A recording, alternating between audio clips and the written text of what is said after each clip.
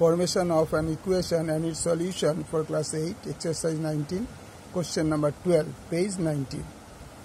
Serial number 606. আমার মামা 1000 টাকা একটি চেক ব্যাংকে থেকে ভাঙালেন।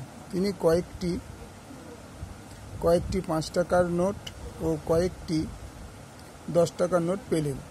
যদি মামা মোট 137টি নোট পেয়ে থাকেন তাহলে কতগুলি 5 টাকার নোট পেলেন? তো মনে করি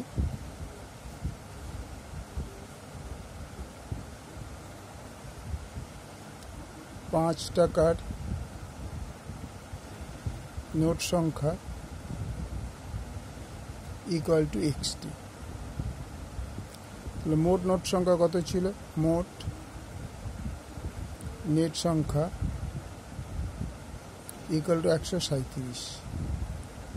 সুতরাং 10 টাকার নোট সংখ্যা হবে 10 টাকার নোট সংখ্যা হবে 137 বিয়োগ xt। ঠিক আছে, তাইলে সমীকরণটি হবে সমীকরণ 5 টাকা নোট সংখ্যা xটা, তাহলে 5x প্লাস 10 টাকা নোট সংখ্যা এত 10 × 137 মাইনাস x ইকুয়াল 1000 টাকা। ওকে, এটা হয়ে গেল তোমার সমীকরণ। লাল প্রিন্ট যাই হোক, এটা হয়ে গেল সমীকরণ।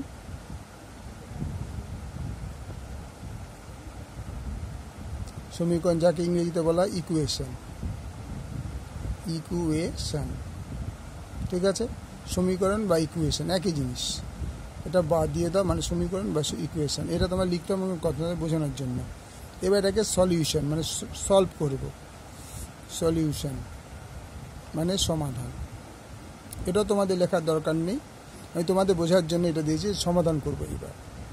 5x plus 10 137 minus x equal to 1000 और 5x 10 দিয়ে 137 গুলো 1370 মাইনাস 10x ইকুয়াল টু 1000 और 5x minus 10x equal to 1000 বিয়োগ 1370 और বিয়োগ করলে হবে minus 5x minus 370 minus minus কেটে গেল और x is equal to 370 by 5 divide করে দাও। 5 7 35 4 5 20। সুতরাং 5 টাকার নোট সংখ্যা ইকুয়াল টু 74টি। তাহলে 10 টাকার নোট সংখ্যা হবে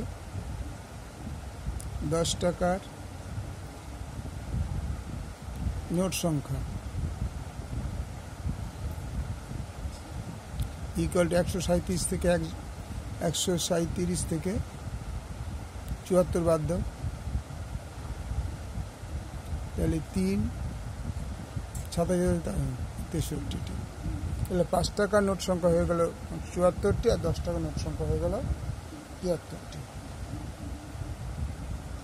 অঙ্কটা পুরো একবার দেখে নাও তোমরা। এইগুলো কিন্তু তোমাদের বোঝানোর জন্য দিয়েছি। এগুলো লেখার এই সমীকরণ বাংলা লিখতে পারো, অথবা ইংরাজি লিখতে পারো, ইংলিশে লিখতে পারো, বাংলা লিখতে পারো। ওকে, থ্যাংক ইউ।